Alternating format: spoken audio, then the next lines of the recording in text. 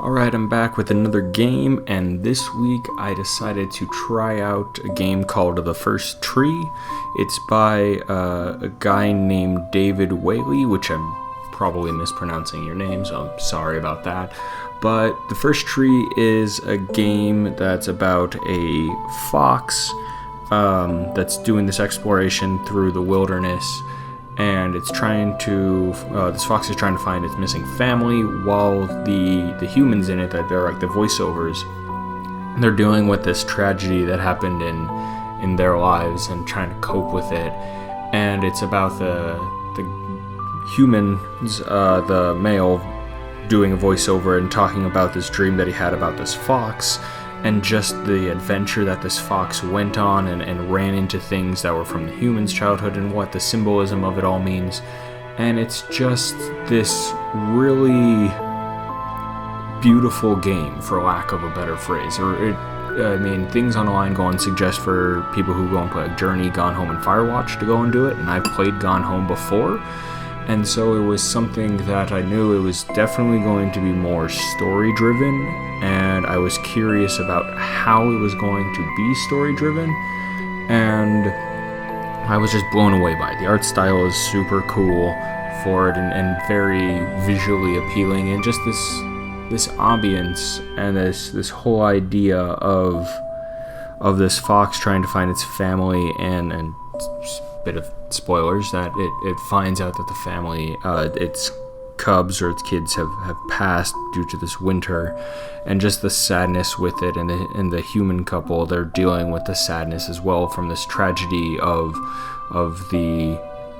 guy's father passing away, and this distance that he had with his father, and just how he kind of grew up and what their relationship was, and what the symbolism with this fox going on this journey to try to go and get some growth and see what's become, and go to what's called this first tree. And I don't want to spoil everything for it, but it's just so beautiful, and that's all I can really go and say about it. It's such a nice game to go and play, and it's relaxing, and the mechanics are very simple, and having dealt with similar tragedies in the past in my own life, it's something when games go and talk about it, it's a matter of how the games go and talk about it that I find interesting. And I think that David does a great job here in The First Tree, really touching on the nuances of a death, and how to go and cope with it and understand it and what it all means, and just the growth that can come from it, and the loss that, even though you may not have been connected to the person in the way that you thought you were, just how it overall affects you. And I think games that go and show this thought process and this overall idea are really beautiful, and in general, I just keep calling it beautiful, but that's what it is. I thought Gone Home was the same exact way. I thought that you're telling a story and you're really throwing a person in, but all of the details have to be in what you find in the voice work and how things are carried out, and so it's so critical. It's not something like it's an action game where you can just jump into it and okay, stuff happens and there you go. It's all about the ambience and the tones that are set, and it's a story, and